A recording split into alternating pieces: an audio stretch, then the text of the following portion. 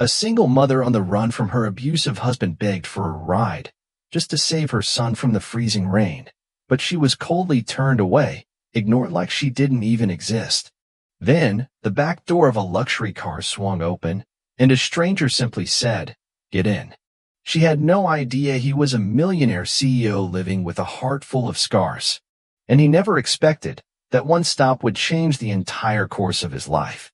But when she suddenly disappeared, leaving behind nothing but a whispered thank you and a shadowed past, he ran into the storm, desperate to find the family he hadn't even dared to call his own. What could possibly make a billionaire break down over a single touch at the end of a dark alley?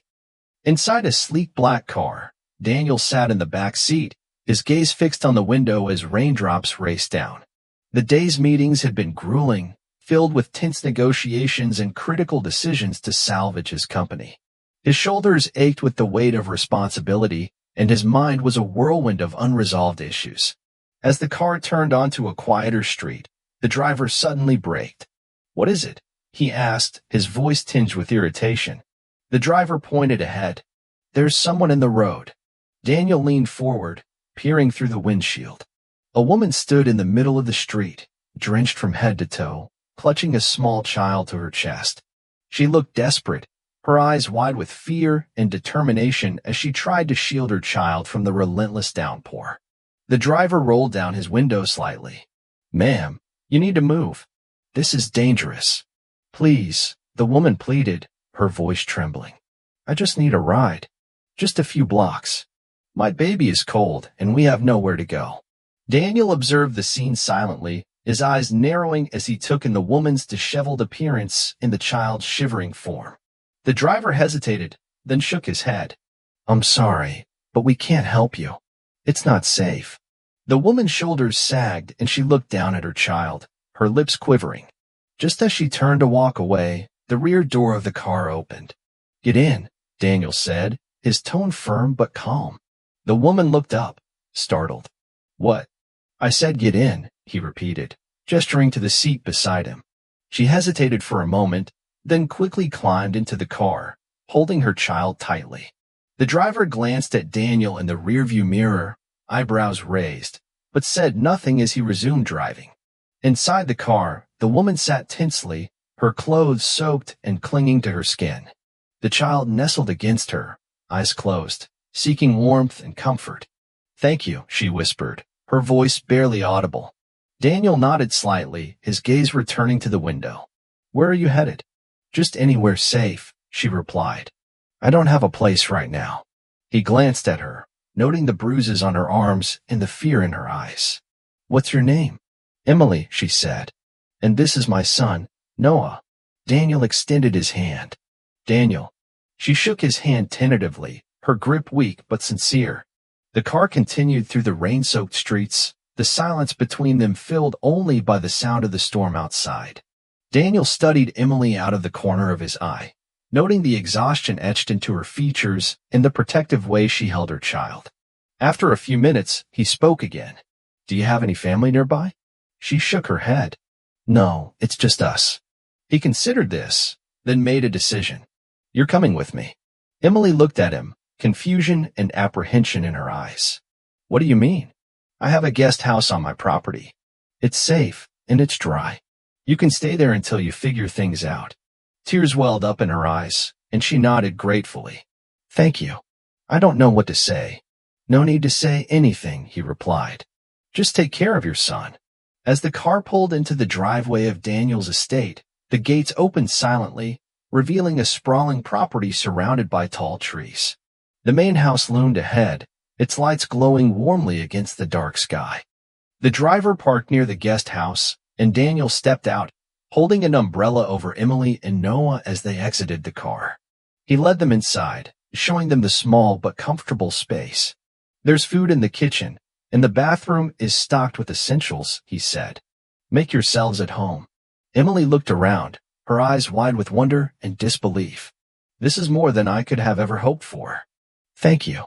Daniel offered a small smile. "Get some rest. We'll talk more in the morning." As he turned to leave, Noah reached out and touched Daniel's hand. "Thank you, mister." Daniel looked down at the boy, a flicker of emotion crossing his face. "You're welcome, Noah." He stepped out into the rain, the door closing softly behind him. Inside, Emily held her son close, tears streaming down her face as she whispered, "Maybe things are finally looking up." Outside, Daniel stood for a moment, the rain soaking his clothes as he stared into the darkness. Something about Emily and Noah had stirred something deep within him, something he hadn't felt in a long time. He took a deep breath, then walked back to the main house, his mind racing with thoughts of the unexpected encounter that had just changed the course of his life. The storm passed some time before dawn, leaving a silver mist hovering over the estate grounds. The guest house windows glowed faintly in the early light, and inside, warmth finally returned to Emily's trembling limbs. She had barely slept, her body curled protectively around Noah as he dozed beside her on the small sofa. Despite the fatigue, something in her spirit had eased. For the first time in weeks, maybe months, she was not afraid of what the next hour might bring. Later that morning, Daniel returned to check on them. He stood in the doorway of the guest house for a long moment, observing the modest scene. Emily, now dressed in a borrowed sweater from the housekeeper, gently spoon-feeding Noah some cereal while humming a lullaby so quietly it was almost inaudible. There was a stillness to her movements, a grace not of wealth but of endurance. "Would you consider staying here for a while?" Daniel asked after a pause. Emily turned, startled. I don't want to impose. You need stability, a safe place. And the house needs someone to help around cleaning, cooking, managing some day-to-day things. I can offer you that." She looked at him uncertainly, torn between pride and desperation. "You trust a stranger in your home?" "I've let one into my car," he said dryly. "The rest is a small leap." She smiled faintly. "Then yes. Thank you. I'll work hard. I promise." And she did. Over the next several weeks, Emily settled into a rhythm. She woke early, helped the housekeeper with breakfast preparations, organized rooms, washed linens, and swept floors. Noah adjusted quickly, learning to play quietly in the garden, often under the watchful eye of Daniel's security team, who had been instructed to allow him free movement. Emily kept her distance from Daniel. She was respectful, quiet, never entering his office without knocking, never lingering longer than necessary. But Daniel noticed everything, the way she always folded napkins with perfect corners, the way she paused while vacuuming to pick up Noah's toys with a gentleness most people wouldn't bother with, the way she spoke to the houseplants as she watered them, as if they too needed reassurance. He found himself watching her more than he meant to. Once, he saw her stand under the morning light filtering through the kitchen windows, eyes closed, just breathing. Another time, he saw her dance slowly in the hallway with Noah in her arms, swaying to music only they could hear. And then came the night he couldn't forget. It was nearly midnight. Daniel had been pacing in his study, unable to sleep, memories clawing at his chest as they did on particularly silent nights. He decided to get some tea, anything to fill the silence. As he entered the kitchen, he stopped abruptly. Emily was there. The stove light cast a soft glow over the room. She was seated on the floor, back against a cabinet, her arm wrapped protectively around Noah, who was curled up on her lap beneath a thin blanket. She had fallen asleep sitting up, head tilted against the wall, her free hand still cradling a half-folded cloth napkin. Daniel stepped forward quietly, crouching to pull the blanket higher over the child. He paused for a moment, his hand hovering just above the boy's cheek. Then his eyes shifted to Emily.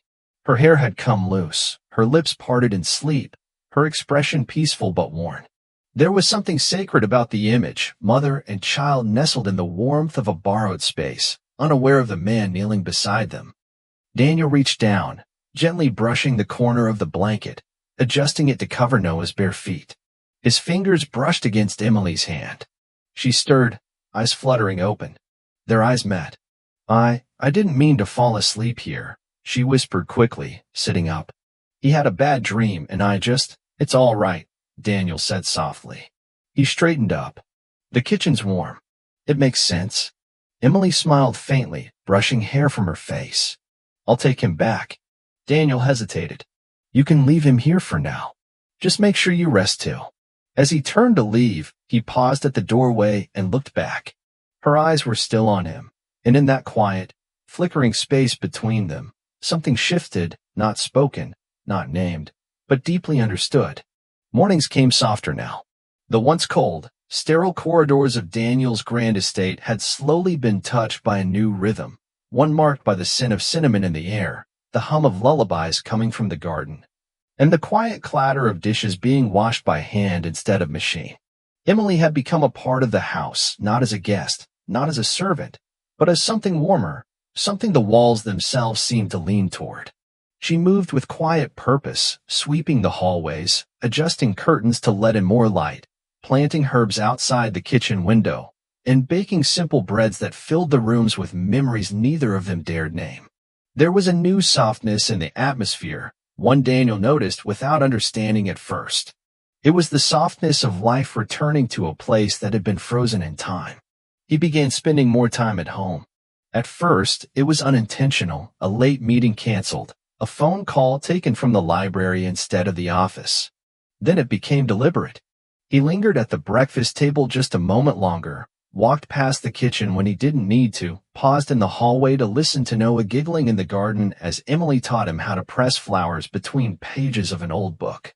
He started noticing details he had ignored for years, the way Emily always hummed under her breath when she cooked, the way she tied her hair up differently depending on the task, loose when she baked, tight when she cleaned, in a braid when she gardened. The way Noah's laughter echoed in the marble halls like it belonged there. And every time she laughed, a real laugh, not one of forced politeness, Daniel felt a tug in his chest, like something once buried had shifted. They began speaking more. Not just about groceries or chores, but about books, old movies, childhood dreams. Emily shared stories of her teenage years in a small town, how she once wanted to become a florist, how she loved rainy days because they made the world feel smaller and safer. Daniel listened, really listened.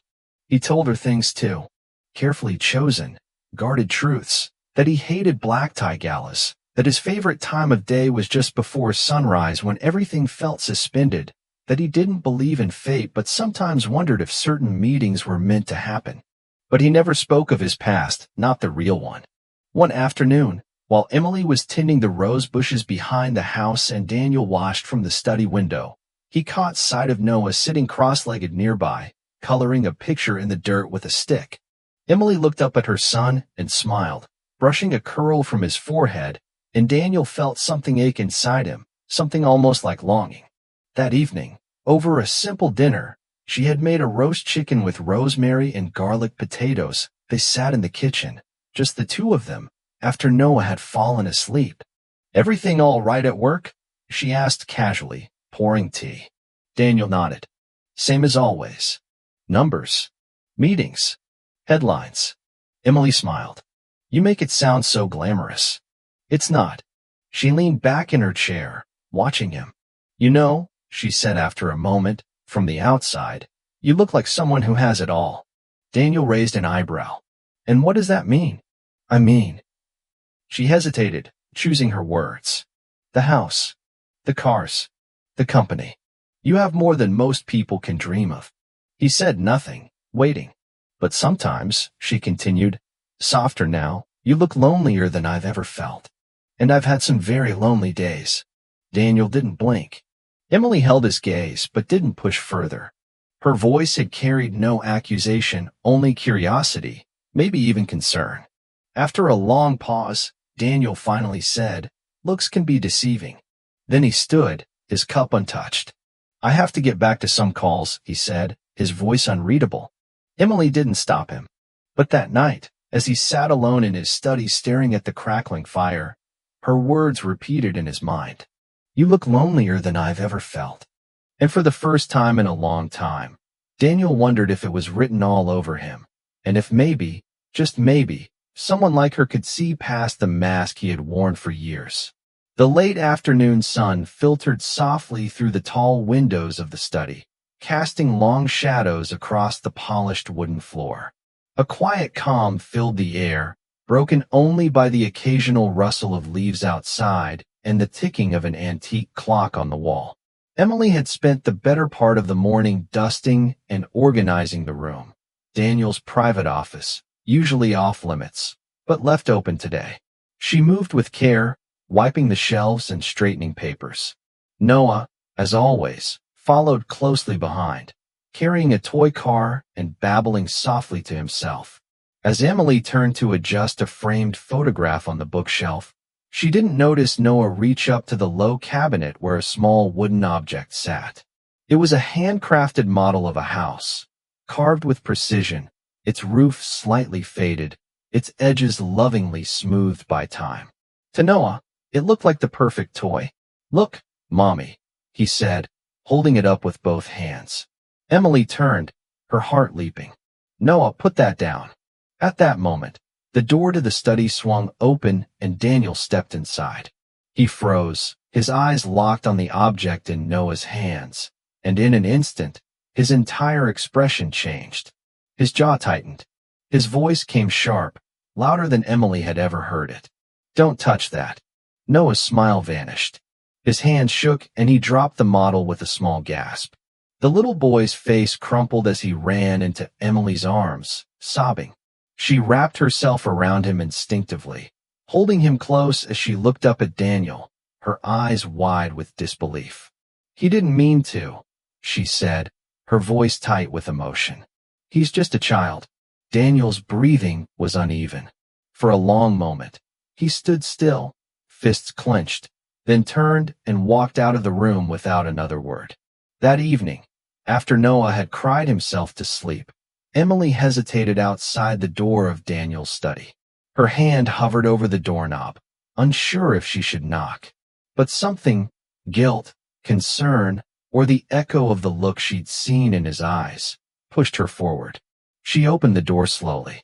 Daniel didn't notice her at first. He sat on the edge of the leather armchair, the lights dimmed low. In his hands was the wooden house, now whole again. He ran his fingers along its roof, the way someone might trace the outline of a memory.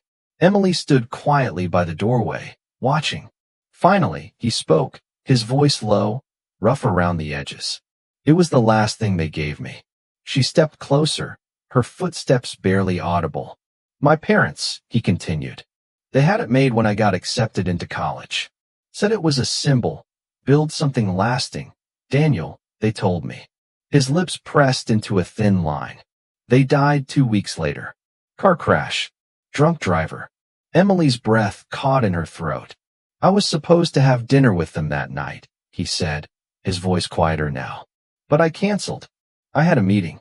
I thought there would be time." He looked down at the model, eyes glistening. There wasn't. Emily didn't say anything. Instead, she sat on the floor next to his chair, folding her legs underneath her. The silence between them wasn't heavy. It was honest, unmasked. "I'm sorry," she whispered. Daniel gave a small nod, the kind that acknowledged pain too deep for words. "I wasn't angry at him," he said after a moment. "Not really. I was scared that something so fragile could be broken again.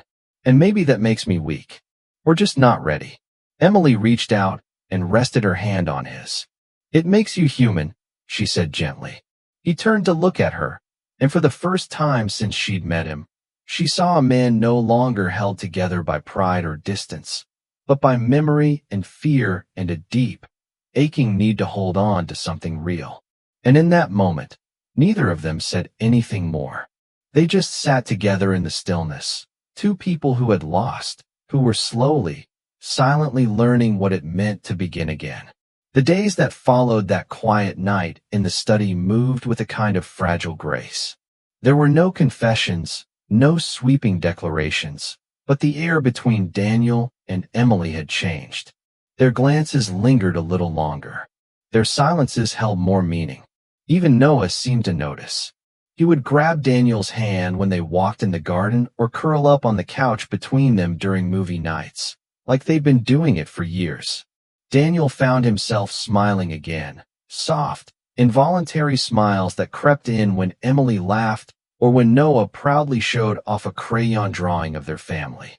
He didn't speak of the future. He didn't know how. But for the first time in years, he found peace in the present. Then came the knock at the gate. It was a Saturday afternoon. The house was quiet. Emily was in the kitchen baking banana bread with Noah while Daniel reviewed some files in his study. The intercom buzzed. The housekeeper answered, but her voice faltered. "Sir, there's a man asking for Miss Emily. Says he's family." Daniel frowned. "Did she say anyone was visiting?" "No, sir. But he's insistent." Daniel stepped to the security monitor. The screen flickered to reveal a man standing at the gate, unkempt, twitchy, with wild eyes and a clenched jaw. There was something immediately wrong about him. "I'll handle it," Daniel said. But by the time he reached the front door, the man was gone. That night, Emily was quiet. Her hands shook as she folded towels. She jumped when Daniel called her name. He asked what was wrong, but she brushed it off with a smile too thin to be real. "It's nothing. Just tired." He let it go. He should not have. The next morning, Daniel rose early, expecting to find Emily and Noah at breakfast, but the guest house was empty.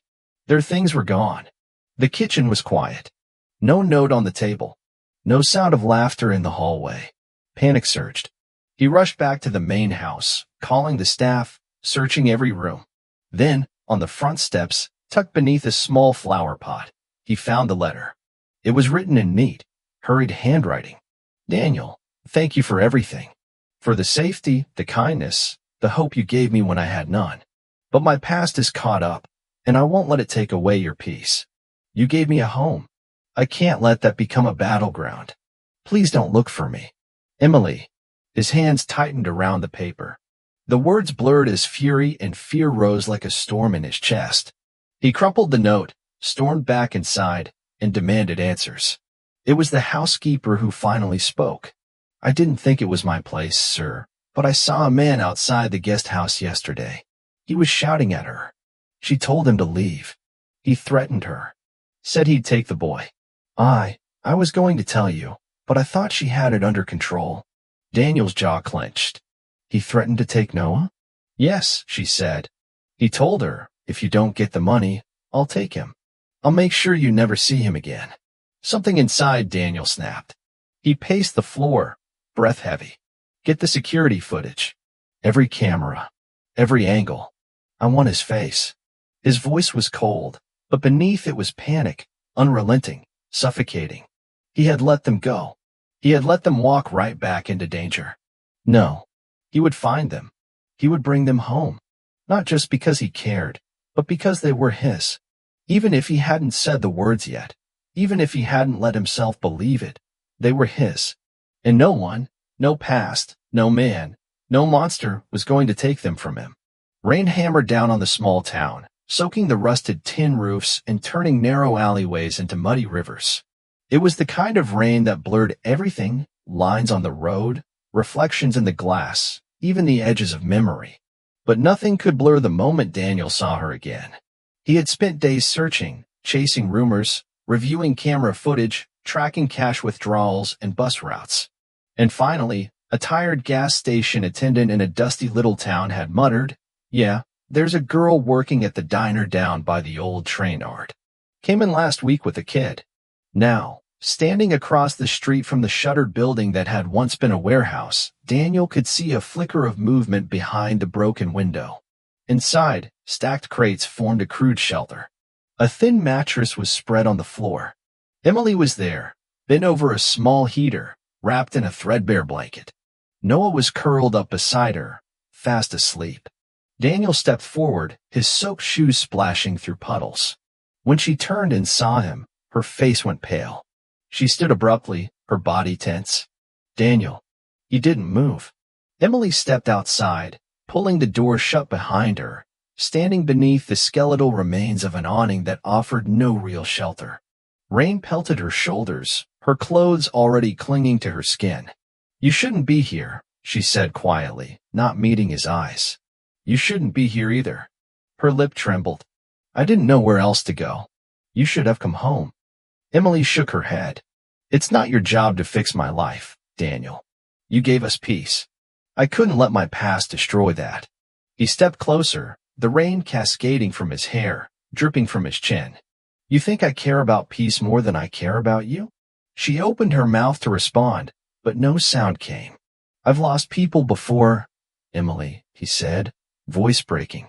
I've stood by graves, held pieces of my life in my hands, and watched them disappear. I know what it's like to live with regret. Her eyes filled. I just wanted to protect you. I thought if I left quietly, you didn't protect me, he interrupted, taking another step forward. You shattered me. She turned away, as if she couldn't bear to look at him. I'm sorry. Then she ran. Her bare feet splashed through puddles, her body cutting through the rain like a ghost, vanishing into the alley behind the warehouse. Daniel didn't hesitate. He ran after her. The rain was relentless, blinding, but he caught her halfway down the block. He grabbed her wrist, not harshly, just enough to stop her, and spun her to face him. Emily, he gasped, out of breath. Stop running. She shook her head, sobbing now, her chest heaving. I don't know how. He pulled her into his arms. She resisted for a heartbeat, then collapsed into him, her fist clenching the back of his coat, her face buried in his chest. The storm roared around them, but all Daniel could hear was the sound of her breath, broken and desperate, and the beat of her heart against his own. I've already lost one family, he whispered, tears mixing with the rain on his cheeks. Don't make me lose another. Emily clung to him, sobbing harder now, every wall she'd built crumbling in the downpour. You're not alone anymore, he said softly. And you never will be again. They stood like that for a long time, soaked to the bone, surrounded by thunder and wind and memory. But in that moment, in that embrace, they were no longer running. They were found. The sun rose over the lake in a haze of gold and silver, the water glassy and still, reflecting the first light of day like a secret being slowly revealed. The storm had passed, not just the rain, but everything that had kept their lives wrapped in fear and uncertainty. 2 weeks after Daniel found Emily, justice arrived.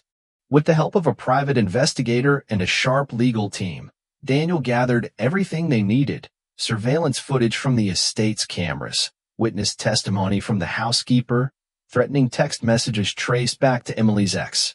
The evidence was overwhelming. Within days, the police issued a warrant. Emily's former husband was arrested without incident. And for the first time in years, she exhaled without the weight of dread sitting on her chest. Freedom, real freedom, came not with celebration, but quiet relief. Emily and Noah returned to the estate. Only this time, they did not enter through the guest house. Daniel welcomed them at the front steps of the main house.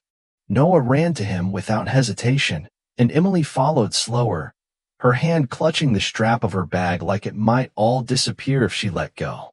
But it did not disappear. It only grew more real.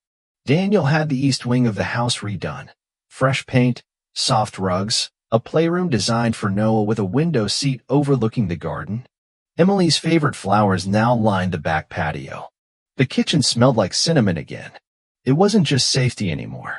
It was home. One afternoon, a few weeks later, Daniel asked Emily to take a walk with him.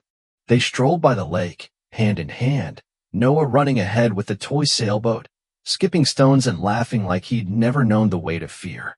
The path curved around the water, leading to the same spot where Daniel had first opened up to her about his parents, where he had once sat alone wishing for something more than silence. Now he stood at that very place again. Only this time, he wasn't alone. He turned to her. Emily smiled gently, her eyes searching his face. Why do I feel like you brought me here for more than just fresh air? Daniel didn't answer right away. Instead, he reached into his coat pocket and pulled out a small velvet box. Her breath caught. He opened it, revealing a simple gold ring with a delicate line of tiny diamonds. Nothing extravagant. Just elegant. Timeless. Like her. I've had a lot of things in this life, Emily, he said quietly. Homes. Power. Wealth. But nothing has ever felt like mine until you and Noah walked through that storm and into my life. She said nothing, her hands covering her mouth, tears beginning to well in her eyes. I don't just want to protect you, he continued. I want to grow old with you. I want to build something that lasts. Something my parents would have been proud of. I want to make a family. Not out of obligation, but out of choice. Out of love. He got down on one knee. Emily, he whispered, will you marry me? Her tears spilled over. She nodded, overwhelmed, her voice thick with emotion. I've never believed I deserved happiness. I thought love was something for other people. But you." She stepped closer, her fingers trembling as she touched his face. "You made me believe that maybe I'm worthy after all." He slipped the ring onto her finger. She laughed through her tears, and he stood, pulling her into a kiss as the sun glinted off the water behind them. Noah, oblivious to the significance of the moment, shouted from the lake's edge, "Did Mommy say yes?" Emily pulled back, laughing, and called, "I did." Daniel wrapped an arm around her shoulders, and together they walked back along the lakeside toward the home that no longer felt too big or too quiet or too empty. Because now it was full of life, full of family, full of love. The garden was quiet that afternoon, bathed in the soft, golden warmth of the setting sun. Lanterns swayed gently from tree branches, their soft glow twinkling like captured starlight. Rows of wooden chairs stood between flower beds in full bloom, their petals bright and open as if they too were here to witness something sacred. The wedding was small, just a handful of guests who mattered. Close friends, a few staff members who had become like family, and the minister who had known Daniel since before the weight of the world settled on his shoulders. The ceremony wasn't about show. It was about presence, healing, hope. Emily stepped into the garden barefoot, her dress simple and flowing, the color of clouds before dawn. She had sewn part of it herself, delicate embroidery down the sleeves, a tiny heart stitched inside the hem where no one could see. It was the most beautiful thing Daniel had ever seen, not because of lace or cut or price tag, but because she wore it like she had finally become who she was always meant to be. Noah stood proudly in a miniature suit beside Daniel at the front of the aisle, his bow tie slightly crooked, his shoes a little dusty from playing earlier in the yard. But when he saw his mother, he straightened his shoulders and beamed. Music played softly, an instrumental version of a lullaby Emily used to hum in the kitchen. The guest stood. She walked slowly, steadily, toward the two people who had become her entire world. Daniel reached for her hand when she arrived, his eyes full of everything he had never been able to say aloud. She smiled back, tears already slipping down her cheeks, and whispered, "Hi." "Hi," he replied, barely holding himself together. The vows were not traditional. They were written from nights spent awake, talking on the porch, sharing pieces of broken pasts, dreaming of unbroken futures. "I promise to be the safe place you never had," Daniel said, voice trembling. "To stand beside you when storms come. To celebrate every ordinary morning. To love you not because I must, but because I cannot help it." Emily took a breath, her voice clear. "I promise to never run again. To face things with you, not alone. To believe even when it's hard. You gave me back my voice, my dignity, my joy." Then came Noah's part. He stood on a little stool, clutching a card he had written himself, and read with practiced pride. "Mom used to cry in the dark, but now she laughs in the sunshine. Mr. Daniel makes her happy, and she makes him banana bread. So that's love, I think. I'm glad we're a team now." The guests chuckled through their tears. Daniel wiped at his eyes. Emily pulled Noah in for a kiss on the forehead. When they were pronounced husband and wife, there was no dramatic cheering, just soft claps, watery smiles, and the feeling that something deeply right had just unfolded before them.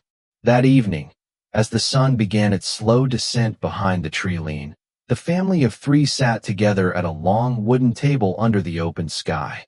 Plates of roasted vegetables, fresh bread, and laughter passed between them. Candles flickered. Flowers breathed in the night air. Noah rested his head on Emily's shoulder, sleep tugging at his eyelids. Daniel reached across the table and took her hand in his.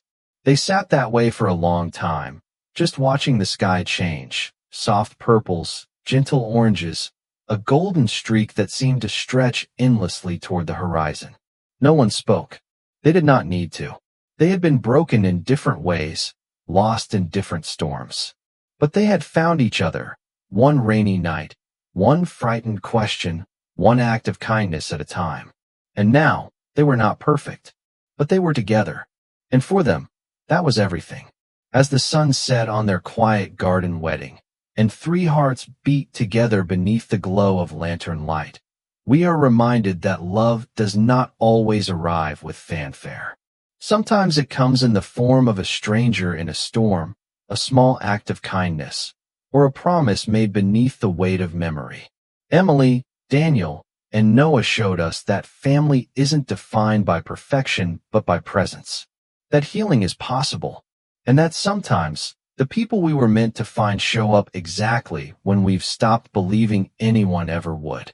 If this story touched your heart, reminded you of the power of compassion, and made you believe again in second chances, please consider subscribing to Soul-Stirring Stories.